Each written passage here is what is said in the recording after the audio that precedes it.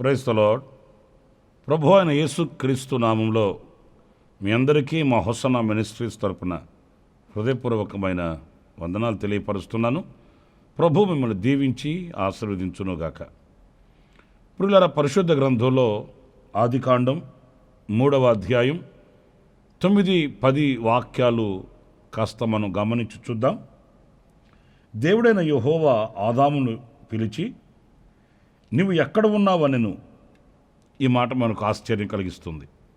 ఎందుకంటే మనం ఆరాధించే మన ప్రభువు సర్వాంతర్యామి, సర్వశక్తి గల దేవుడు. ఆయనకు మరుగైన సృష్టం ఏది కూడా లేనే లేదండి. ఆయన అగ్నినేత్రములు కలిగిన వాడు, సమస్తాన్ని పరిశీలించి పరీక్షించి ఆయన తేటతెల్లగా తెలుసుకొనగలిగిన సామర్థ్యము గల దేవుడు. మరి అలాంటప్పుడు ఆదామును పిలిచి, నీవు ఎందుకెళ్ళావు అక్కడికి అని అడగాల్సింది బదులుగా, నీవు ఎక్కడున్నావు అనే ప్రశ్న మనకు కాస్త ఆశ్చర్యాన్ని కలిగిస్తుంది. అంటే ఈ ప్రశ్నలో ఆంతర్యం ఏంటంటే, నేను నిన్ను ఎక్కడ ఉంచాను, ఇప్పుడు నీవు ఎక్కడున్నావు. దేవుడు ఆదాముని ఉంచిన ఆ స్థానం ఒక ఉన్నతమైన స్థానం అండి.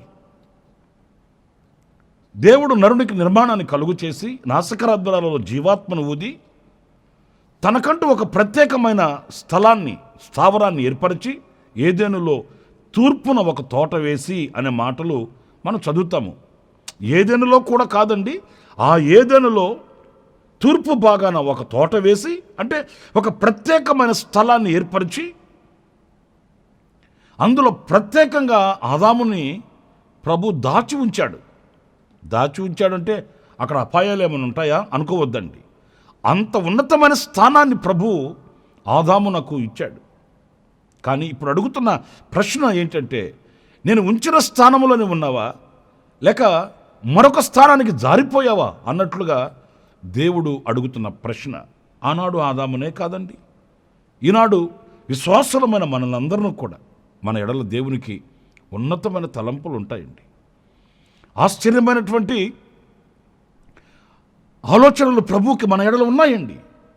కానీ ఈ రోజున దేవుడు మనల్ని ఉంచిన ఆ స్థానాన్ని మనం విడిచిపెట్టి, దేవుడు మనకు ఇచ్చినటువంటి ఆ ఉన్నతమైన ఆధిక్యతను విడిచిపెట్టి జారిపోతూ మన ఆలోచన అనుసారంగా, మన తలంపుల ప్రకారం మనం ఈ రోజున వేరే స్థావరంలో నిలిచి ఈ రోజున దేవుడు మనకు అనుగ్రహించిన దివ్యమైన దీవెనలు ఎన్నో మనం పోగొట్టుకుంటున్న వారము అనే విషయాన్ని మనం మర్చిపోకూడదు, మనం వివేచించాలండి. ఎందుకంటే ఈ రోజున ఆత్మీయతను పోగొట్టుకున్న వాళ్ళు ఉన్నారు, అభిషేకాన్ని పోగొట్టుకున్న వాళ్ళు ఉన్నారు, రక్షణను పోగొట్టుకున్న వాళ్ళు ఉన్నారు, రక్షణ ఆనందాన్ని పోగొట్టుకున్న వాళ్ళు ఉన్నారు, కుటుంబాలను పోగొట్టుకున్న వారు ఉన్నారు. ఇంకా చెప్పాలంటే ఆధ్యాత్మికంగా ఈ రోజున చచ్చిన పరిస్థితుల్లో ఉన్న వాళ్ళు కూడా ఎందరో కనిపిస్తున్నారండి. కాలం గతించిపోయిన తర్వాత, వయసు దొర్లిపోయిన తర్వాత, ముదిమి వచ్చిన తర్వాత, అయ్యో నా కాలం అంతా ఇలాగ గడిచిపోయింది, నా దినాలన్నీ ఇలాగ దొర్లిపోయాయి, నా సమయం అంతా వ్యర్థమైపోయిందని ఎంత మనం వ్యధ చెందినా బాధపడినా పోయిన కాలం తిరిగి రాదు. జార విడుచుకున్నవి మరలా కూడా మనల్ని అవి చేరుకోవండి.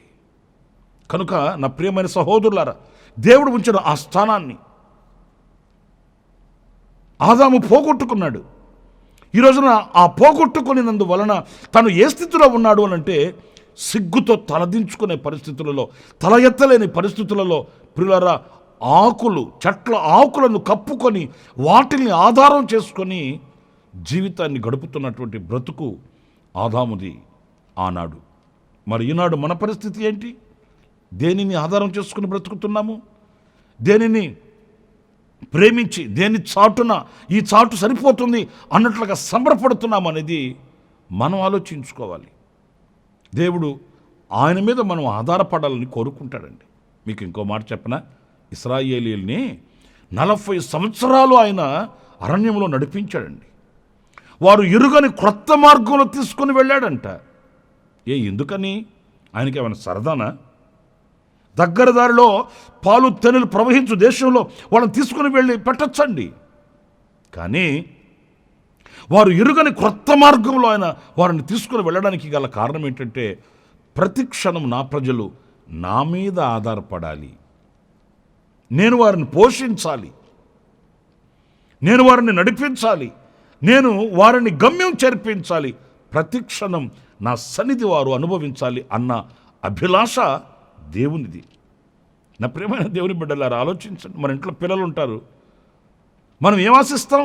ప్రతిదీ వాళ్ళు మన మీద ఆధారపడి మన దగ్గరకు వచ్చి మన చేతులతో వాళ్ళు పుచ్చుకున్నప్పుడు మనకెంతో ఆనందం అనిపిస్తుంది, మనకెంతో సంతోషం అనిపిస్తుంది. మరి తండ్రి అయిన దేవుని యొక్క ప్రేమ అంతకంటే మిన్నయైనది కదా, అంతకంటే శ్రేష్టమైనది కదా.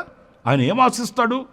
నా చేతిలో, నా కుడి చేతిలో సుఖములు ఉన్నాయి, నిత్య సుఖమున్నది, ఈ నిత్య సుఖాన్ని నా బిడ్డలకు నేను అనుగ్రహించాలి అని ఆయన ఆశిస్తాడు.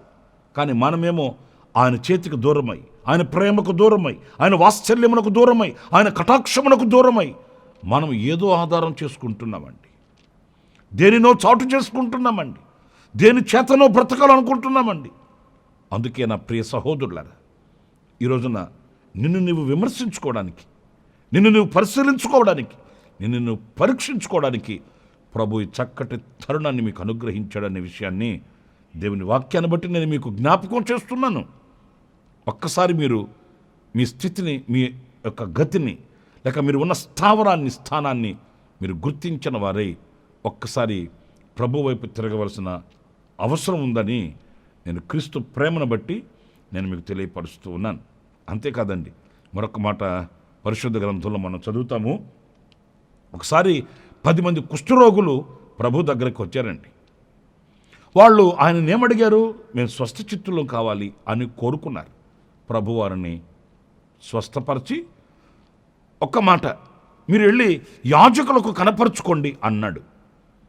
ఆశ్చర్యమైన సంగతి ఏంటంటే, వాళ్ళు యాజకుల దగ్గరికి వెళుతున్నప్పుడే వాళ్ళు స్వస్థచిత్తులైపోయారండి. అయితే ఆశ్చర్యమైన సంగతి, వారిలో ఒక్క వ్యక్తి మరలా తిరిగి వచ్చి ఆయనకు కనపరుచుకొని ఆయనకు కృతజ్ఞతా భావాన్ని వ్యక్తపరిచినప్పుడు ఆయన అడుగుతున్న ప్రశ్న ఏంటో తెలుసండి. చూడండి, లూకాసు వార్త 17వ అధ్యాయం 17-18 వాక్యాలలో, అందుకు యేసు 10 మంది శుద్ధులైరి కారా, ఆ 9 ఎక్కడా? చూశారండి, ఆ 9 మంది ఎక్కడా? అంటే స్వస్థపడింది 10 మంది కదా, మరి ఆ 9 మంది ఎక్కడికి వెళ్ళారు అంటే ఆయన అడుగుతున్న ప్రశ్నలో ఉన్న ఆంతర్యం ఏంటంటే, ఆ 9 మందికి కృతజ్ఞత ఎక్కడా? ఒక్కడేనా బాగుపడింది? లేదు కదా, 10 మంది బాగుపడ్డారు. మరి ఆ 10 మందిలో ఒక్కనికే కృతజ్ఞత భావం. నేను ఒక మాట అడుగుతాను, ఆ ఒక్కనికే అన్న చోట మనం ఉన్నామా ఈ రోజున? మీరు ఆలోచించండి, ఎన్ని ఉపకారాలు మనం పొందుతున్నామండి. దినదినము ఎన్నో ఉపకారములు పొందుకొని కఠోరమైన ఈ రోజున కసాయి లోకంలో ఈ రోజున కాలు కదపగలుగుతున్నాము అని అంటే కరుణామయుని యొక్క కనికరం, కటాక్షం కాదంటారా? మన కనుల ఎదుట ఈ రోజున ప్రవాహం కదా కొట్టకపోయినట్లుగా ప్రజలు ఈ లోకాన్ని విడిచిపెట్టి వెళ్ళిపోతున్నారు. ఒకవైపున యుద్ధాలు, మరొక వైపున వ్యాధులు, మరొక వైపున కష్ట పరిస్థితులు మనిషిని అదో పాతాలను కీడ్చుకుని వెళుతున్న దుర్దినములలో మనం బ్రతుకుతున్నామండి. మరి ఈరోజు బట్టగట్టి బైబిల్ బట్టి బజార్లో తిరుగుతున్నాము, కుటుంబాన్ని సఖ్యంగా మనం చూసుకోగలుగుతున్నాము, ఒకరిని ప్రేమ అనురాగాలతో పలకరించుకోగలుగుతున్నామంటే ఇది ఎవని దానం? ఎవని దానం అండి? మరి కృతజ్ఞత కలిగిన వారమై దేవుని సన్నిధిలో ఆయన ముఖదర్శనం చేయగలుగుతున్నామా? ప్రభువా, నీవు నాకు ఆరోగ్యం ఇచ్చావు, నాకు ఐశ్వర్యమునిచ్చావు, నాకు సమాధానమునిచ్చావు, నాకు సహవాసమునిచ్చావు, నాకు కుటుంబాన్ని ఇచ్చావు, నాకు సమస్తాన్ని సమకూర్చావు నాయన అని విశాలమైన హృదయంతో ఏనాడైనా ప్రభువును స్తుతించగలిగిన మంచి మనసాక్ష్యం అనుకున్నదండి? లేదు. తింటున్నాను, తిరుగుతున్నాను, ఊరేగుతున్నాను, ఊరంతా నాదేనని రాయించేసుకున్నాను, రాబోయే తరాలకు కూడా మిగలబెట్టేస్తున్నాను అనుకుంటున్నామే. కానీ ఆయన కృపా మహదైశ్వర్యము చొప్పున మనకు ఈ దినాన్ని అనుగ్రహించాడు. నేను ఆయనకి ఏమి చెల్లించాలి? ప్రియులారా, ఇంకొక మాట నేను మీతో చెప్తాను. ఏమో చెల్లించాలంటే ఏదో ఆయన దగ్గరికి తీసుకుని వెళ్ళి నిలువు దోపిళ్ళు అర్పించాల్సిన అవసరం లేదండి. బలులు అర్పణలు ఆయన కోరుకునేవాడు కాడు. ఆయన అర్పణ కోరుకుంటే ఏం కోరుకుంటాడంటే కృతజ్ఞత కలిగిన హృదయాన్ని కోరుకుంటాడు. అది ప్రాముఖ్యమైనది. కానీ ఈ రోజున ఆ కృతజ్ఞతనే మనం పోగొట్టుకుంటున్నాము. ఇంకా కొంతమంది ఉంటారండి, ఎన్ని మేలులు చేసిన వాళ్ళు ఏమంటారంటే చేసాడులేండి, తృప్తి ఉండదండి. వాళ్ళు ఎంత కొన్నారు, వీళ్ళు ఎంత కొన్నారు, వాళ్ళకి ఎంత ఉంది, వీళ్ళకి ఎంత ఉంది, మరి నాకేది? అంతేగాని దేవుడు నాకు ఇంత కృపనిచ్చాడు కదా, ఈ కృపకు నేను నమ్మకస్తుడనై కృతజ్ఞత కలిగిన వాడినై ఉంటే కదా నా దేవుడు మరిన్ని ఆశీర్వాదాలు నాకు అనుగ్రహిస్తాడు అనే భావన, అనే ఆలోచన వాళ్ళకు ఉండదండి. ఎప్పుడు చూసినా సణుగులు, గొణుగులు, సంశయాలు. దేవుని వాక్యంలో మనం చదువుతాం, లోకంలో ఉన్నదంతయు నేత్రాశ, శరీరాశ, జీవపు డంబమని ఆ కోవకు చెందిన వ్యక్తులుగా కనిపిస్తారండి.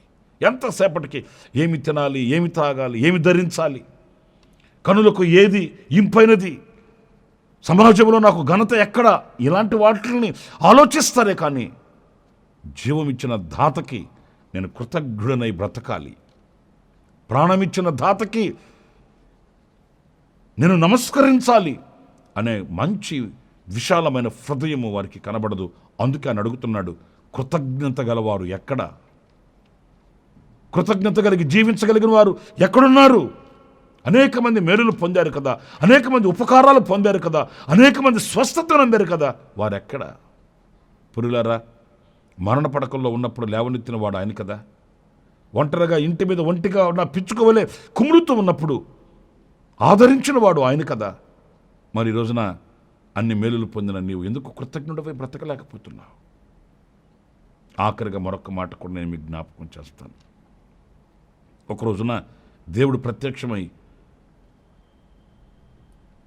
కయ్యూని అడుగుతున్నాడు, కయ్యూను, నీ తమ్ముడెక్కడా?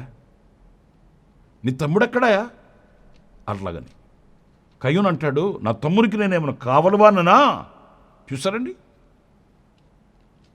నా తమ్ముడికి నేను కావలవానేనంటాయా? దేవుడు అడిగిన ప్రశ్నకి కయ్యూను చెప్పే సమాధానం చూడండి ఎంత ఇదిగా ఉందో. నీ తమ్ముడెక్కడా అనంటే ఇక్కడ మనం గమనించాలి, బాధ్యత. బాధ్యత అండి. ఏదో నువ్వు కాదు, నీ బాధ్యత ఏది అన్నప్పుడు కయ్యూను దోషిగా నిలబడ్డాడండి. ప్రేమైన దేవుని బిడ్డలారా, మనం ఏమనుకుంటామంటే ఏదో భక్తి మనకై మనం కాదండి. మనకే కాదు, మన ద్వారా అనేక మంది జీవించబడాలి, మన ద్వారా అనేక మంది ప్రభు వైపు ఆకర్షించబడాలి, మన ద్వారా అనేక మంది బ్రతకాలండి. ఒక్కసారి మీరు ఆలోచించండి, ప్రభు మనల్ని లెక్కడుగుతున్నప్పుడు మనం ఆయనకు సమాధానం చెప్పాలి. ఇది ఒక్కొక్కరి మీద భుజస్కంధాల మీద పెట్టిన భారం అండి. మన సహోదరులము అనుకున్న ప్రతి ఒక్కొక్కరిని మనం ప్రభు దగ్గరకు నడిపించగలగాలి. మనం చిన్నప్పుడు పాఠశాలలో, హై స్కూల్లో మనం ప్రతిజ్ఞ చేస్తామండి, భారతదేశం నా మాతృభూమి, భారతీయులందరూ నా సహోదరులు. ఆ రోజుకి అయిపోయిందండి. మరి భారతీయులందరూ నా సహోదరులు అన్నప్పుడు ఆ సహోదరులని గురించిన లెక్క మనం చెప్పాలి కదండి. దాని కొరకై మనం ఏం చేయగలగాలి? మనం ప్రకటించగలగాలి, మన సాక్షిగా నిలబడగలగాలి. ప్రభు వైపు అనేకులను ఆకర్షించగలిగినటువంటి బాధ్యత మన మీద ఉందండి. వాళ్ళు వినకపోని, వాళ్ళు మనల్ని మరి తక్కువగా అంచనా వేయని, మనల్ని వాళ్ళు కించపరచని, ఏమైనా కానివ్వండి, మన బాధ్యత. ఎందుకంటే వారు మన సహోదరులు అనుకున్నాం.